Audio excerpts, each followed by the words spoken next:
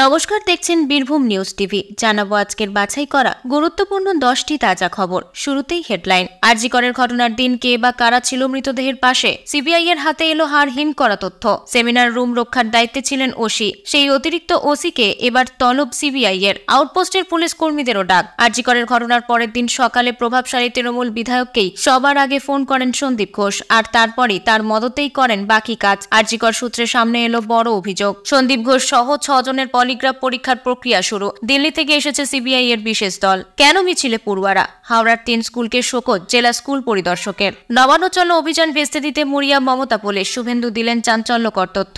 প্রতিদিন সঠিক খবর নিয়মিত শোনার জন্য সাবস্ক্রাইব করুন বীরভূম নিউজ টিভি চ্যানেলটিকে। আসছি বিস্তারিত খবরে। আরজিকর কাণ্ড নিয়ে তোলপাড় রাজ্য রাজনীতি। কবে ধরা পড়বে দোষীরা তা নিয়ে তুমুল বিতর্ক চারিদিকে। যাতে তাড়াতাড়ি বিচার হয় তার জন্য রোজ বিক্ষোভ দেখাচ্ছেন সাধারণ মানুষ। সিবিআই এর তদন্তে উঠে এসেছে একের পর এক চাঞ্চল্যকর তথ্য। এই মামলায় বেজায় বিপাকে পড়েছে রাজ্য। এবার সামনে এলো এক ভয়ঙ্কর তথ্য। জানা গিয়েছে ঘটনার দিন সকাল 10:15 নাগাদ এক তৃণমূল বিধায়ক ফোন করেন সন্দীপ ঘোষের হাউস স্টাফের মধ্যে একজনকে। ফোনাফোনির সময় শিয়ালদা স্টেশনে ছিল ওই হাউস স্টাফ। এই কলেজে এক ছাত্রী চিকিৎসক খুন ও ধর্ষণ হয়েছেন বলে জানানো হয় তাকে। বলা হয় দ্রুত হাসপাতালে যেতে। এরপর স্টেশন থেকেই ওই হাউস স্টাফ 2 ইন্টার্নকে ফোন করে বিভাগে পৌঁছতে বলেন। সেই ইন্টার্নের মধ্যে একজনের দাবি ঘটনাস্থলে পৌঁছে দেখা যায় অন্য এক ইন্টার্ন ও হাউস স্টাফ রয়েছেন ঘটনাস্থলে। ওই প্রভাবশালী ব্যক্তি সন্দীপ ঘোষের কাছ থেকেই ফোন পেয়েছিলেন বলে অনুমান প্রাক অধ্যক্ষ শিবিরের ইন্টার্নদের। অধ্যক্ষকে খবর দেয় এমএসভিপি সঞ্জয় বশিষ্ঠকে খবর দেন ইউনিট হেড চিকিৎসক সুমিত রায় তপাদার। এরপর ঘটনাস্থলে পৌঁছে অধ্যক্ষকে ফোন করেন এক ইন্টার্ন, আর তারপরে যাতে ঘটনাস্থলে বহিরাগত কেউ ঢুকতে না পারে সেই বিষয়ে নজর রাখতে বলেন প্রিন্সিপাল সন্দীপ ঘোষ। এরপর 10:30টার মধ্যে হাসপাতালে পৌঁছান সন্দীপ। ততক্ষণে অবশ্য হাসপাতালে পৌঁছে গিয়েছে টালা থানার পুলিশ। এরপরেই চিকিৎসকের একটি মহল দাবি করেন কেন এতজন এসেছিলেন সেমিনার রুমে, কেন এত লুকোছাপা। এরপর উঠে আসছে একাধিক প্রশ্ন। 10টার মধ্যে যখন তরুণীর ধর্ষণ ও খুনের খবর স্পষ্ট হয়ে গিয়েছে, তাহলে মা বাবাকে 10:52 নাগাদ কেন জানানো হলো? কেন বলা হলো আত্মহত্যা? এ প্রসঙ্গে মৃতার মা জানিয়েছেন, আমরা বাড়ি থেকে বুঝেই গিয়েছিলাম যে ওরা কিছু একটা লুকিয়ে যেতে চাইছে। আমরা গাড়িতে থাকাকালীন ওদের গলার স্বর শুনে তাই মনে হয়েছিল। তরুণী চিকিৎসকের বাবা জানান, কাউকে মৃত্যু সংবাদ দেওয়ার আগে যেমন স্বর থাকে ওই স্বরটাতেই বোঝা গিয়েছিল কিছু চাপা দেওয়া হয়েছে। প্রিয় দর্শক, আমরা এই ভিডিওটায় 4000 লাইক টার্গেট করেছি। আশা করি আপনারা আমাদের টার্গেটটি সম্পূর্ণ করবেন। ফিরে আসছি পরবর্তী খবরে। আরজিকর আউটপোস্টে মোতায়েন সব পুলিশ কর্মীকে তলব করল সিবিআই তলবে সিজিও কমপ্লেক্সে হাজির চিতপুর থানার অতিরিক্ত ওসি। চিকিৎসক ধর্ষণ খুনের ঘটনাস্থল সেমিনার রুম রক্ষার দায়িত্বে ছিলেন অতিরিক্ত ওসি। ইতিমধ্যেই তারা হাজির হয়েছেন সিজিও কমপ্লেক্সে। এদিকে এ নিয়ে পরপর 8 দিন আরজিকর কাণ্ডের তদন্তে আজ ফের সিবিআই জিজ্ঞাসাবাদের মুখোমুখি সন্দীপ ঘোষ। সকাল 10:20 সল্টলেকের সিজিও কমপ্লেক্সে সিবিআই অফিসে পৌঁছে যান আরজিকর মেডিকেলের প্রাক্তন অধ্যক্ষ। এদিনও সাংবাদিকদের প্রশ্নের কোনো জবাব দেননি সন্দীপ ঘোষ। চিকিৎসককে ধর্ষণ খুনের জট খুলতে আরজিকর মেডিকেলের প্রাক্তন অধ্যক্ষকে ম্যারাথন জিজ্ঞাসাবাদ করছে কেন্দ্রীয় এজেন্সি। গত 7 দিনে সন্দীপ ঘোষকে 78 ঘন্টা জিজ্ঞাসাবাদ করেছে সিবিআই। আরজিকর মেডিকেলে পিজিটি ছাত্রীকে খুন ধর্ষণের তদন্তে এখনো পর্যন্ত 73 জনকে জিজ্ঞাসাবাদ করা হয়েছে। গতকাল সুপ্রিম কোর্টে জমা দেওয়া স্ট্যাটাস রিপোর্টে এমনই জানিয়েছে সিবিআই। সর্বোচ্চ আদালতে কেন্দ্রীয় গোয়েন্দা সংস্থা জানিয়েছে ধৃত অভিযুক্ত সিভিক ভলেন্টিয়ার সঞ্জয় রায়, তার বন্ধু সৌরভ, প্রাক্তন অধ্যক্ষ সন্দীপ ঘোষ, সদ্য প্রাক্তন উপাধ্যক্ষ বুলবুল মুখোপাধ্যায়কে জিজ্ঞাসাবাদ করা হয়েছে। এছাড়াও যিনি প্রথম তরুণী চিকিৎসকের মৃতদেহ দেখেছিলেন, নিহত নির্যাতিতার মা বাবা এবং পোস্টমর্টমের দায়িত্বে থাকা 5 জন চিকিৎসককেও জিজ্ঞাসাবাদ করেছে সিবিআই। ঘটনার রাতে অনলাইনে ফুড ডেলিভারি সংস্থার যে কর্মী তরুণী চিকিৎসককে খাবার দিতে গিয়েছিলেন, সেই রাতে নির্যাতিতার সঙ্গে যে 4 জন জুনিয়র ডাক্তার একসঙ্গে খাবার খেয়েছিলেন তাদেরও জিজ্ঞাসাবাদ করা হয়েছে বলে সুপ্রিম কোর্টে জানিয়েছে সিবিআই।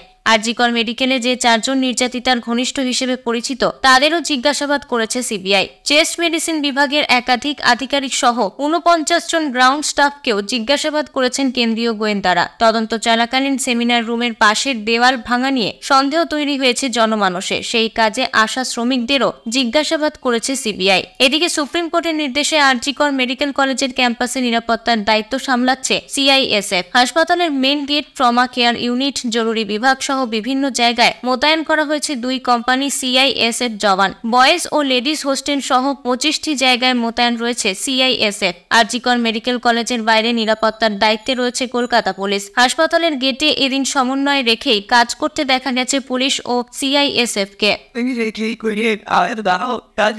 এখনো পর্যন্ত তদন্তের যা গতি তাতে তিলোত্তমা অধ্যায়ে প্রশ্নের শেষ নেই। তার মধ্যে মূলত কোনো প্রভাবশালী কি এই পর্বে যুক্ত, উত্তর খোঁজার চেষ্টা করছেন তদন্তকারীরাও। আর এই মাঝেই জি কর সূত্রে সামনে এলো বিস্ফোরক তথ্য। এই মামলায় সুপ্রিম কোর্টেও বেজায় বিপাকে পড়েছে রাজ্য। হাসপাতাল ও পুলিশের ভূমিকা নিয়ে বিস্তর প্রশ্ন। হাসপাতাল থেকে বেশ কিছু তথ্য ও ঘটনাক্রম জানা যায়, যা প্রশ্ন আরও বাড়িয়ে দিচ্ছে। তদন্তকারীদের প্রশ্নের মুখোমুখি হওয়া একাধিক ব্যক্তির বক্তব্য অনুযায়ী ঘটনার দিন সকাল 10:15 সন্দীপ ঘোষ শিবিরের এক হাউস স্টাফকে ফোন করেন প্রভাবশালী তৃণমূল বিধায়ক। সেই সময় শিয়ালদা স্টেশনে ছিলেন ওই হাউস স্টাফ। কলেজের চেস্ট মেডিসিন বিভাগের এক চিকিৎসক ছাত্রী ধর্ষণ ও খুন হয়েছে। হাউস স্টাফকে এ কথা বলে দ্রুত কলেজে পৌঁছানোর নির্দেশ দেন প্রভাবশালী। শিয়ালদা স্টেশন থেকে ওই হাউস স্টাফ 2 ইন্টার্নকে ফোন করে বিভাগে পৌঁছতে বলেন। সংশ্লিষ্ট ইন্টার্নদের দাবি, ঘটনাস্থলে পৌঁছে তারা দেখেন এক ইন্টার্ন ও হাউস স্টাফ সেখানে রয়েছেন। ওই প্রভাবশালী ব্যক্তি সন্দীপ ঘোষের কাছ থেকেই ফোন পান বলে দাবি প্রাক্তন অধ্যক্ষ শিবিরের জুনিয়র চিকিৎসকদের। অধ্যক্ষকে ফোনে খবর দেন এমএসভিপি সঞ্জয় বশিষ্ঠ। সঞ্জয় বশিষ্ঠকে খবর দেন নিহতের ইউনিট হেড চিকিৎসক সুমিত রায় তপাদার। বিভাগে পৌঁছে অধ্যক্ষকে ফোন করেন এক ঘনিষ্ঠ ইন্টার্ন। সংশ্লিষ্ট ইন্টার্নদের দাবি, ঘটনাস্থলে বহিরাগতরা যাতে প্রবেশ না করেন তা নিশ্চিত করতে বলেন অধ্যক্ষ। সেদিন সন্দীপ ঘোষ 10:30টার মধ্যে হাসপাতালে পৌঁছান। ততক্ষণে হাসপাতালে পৌঁছে গিয়েছে টালা থানার পুলিশ। আন্দোলনকারী এক চিকিৎসক বলেন, আমরা শুনেছিলাম অনেকেই এসেছিলেন সেদিন সেমিনার রুমে, কিন্তু সেটাই প্রশ্ন, কেন এসেছিলেন? এটাই সবার একসঙ্গে লড়া উচিত, কেন এত লুকোছাপা? এই ঘটনাক্রম থেকে উঠে আসছে একাধিক প্রশ্ন। সকাল 10টার মধ্যে তিলোত্তমার ধর্ষণ ও খুনের ব্যাপারে নিশ্চিত হলে কার নির্দেশে অ্যাসিস্ট্যান্ট সুপার 10:52 মা বাবাকে ফোন করে আত্মহত্যার কথা বলেন? তিলোত্তমার মা বলেন, আমরা বাড়িতে থাকতেই বিষয়টা বুঝতে পেরে গিয়েছিলাম, ওরা কিছু চেপে দিতে চাইছে। আমরা যখন গাড়িতে ছিলাম তখনই ওদের গলার টোনে বুঝেছিলাম। তিলোত্তমার বাবা বলেন, কাউকে একটা মৃত্যুর সংবাদ দেওয়ার আগে যে ধরনের গলার স্বর থাকে ওই স্বরটাতেই বোঝা যাচ্ছে। কেনই বা ময়না তদন্তের পর দায়ের করা হয়েছিল ইউডি কেস, সে বিষয়ের উত্তর খুঁজছে সুপ্রিম কোর্টও। ঘটনায় বিজেপি নেতা জগন্নাথ চট্টোপাধ্যায় বলেন, এটা নিছক উত্তেজনার বেশ করে ফেলা কোনো অপরাধ, নাকি এর পেছনে বড় ষড়যন্ত্র রয়েছে। জি করের প্রশাসন বাকি সব কিছু মিলিয়ে ওই মহিলা চিকিৎসক নিশ্চয়ই কিছু জানতেন, তা যাতে প্রকাশ্যে না আসে তার জন্যই এই ঘটনা ঘটানো হয়েছে। আইনজীবী বিকাশ রঞ্জন ভট্টাচার্য বলেন, এর পেছনে আরও অনেক দোষী রয়েছে, তারা কারা সেটাকেই চাপার চেষ্টা চলছে। অনুমতি আগেই মিলেছিল। শনিবারই কলকাতা সিজিও কমপ্লেক্সে সিবিআই দপ্তরে সন্দীপ ঘোষ এবং বাকিদের পলিগ্রাফ পরীক্ষার প্রক্রিয়া শুরু হলো। মোট 6 জনের পলিগ্রাফ পরীক্ষা হবে। দিল্লি থেকে সিবিআই এর একটি বিশেষ দল এর জন্য কলকাতায় এসেছে। শনিবারই সকলের পলিগ্রাফ পরীক্ষা করানো যাবে কিনা তা স্পষ্ট নয়। জি করে মহিলা চিকিৎসককে ধর্ষণ খুনে অভিযুক্ত সিভিক ভলেন্টিয়ারের পলিগ্রাফ পরীক্ষাও শনিবার করতে পারে সিবিআই। তিনি জেল হেফাজতে রয়েছেন। সিজিও কমপ্লেক্সে শনিবার সকালেই পৌঁছে গিয়েছিলেন সন্দীপ। তিনি এই নিয়ে টানা 9 দিন সিবিআই দপ্তরে হাজিরা দিয়েছেন।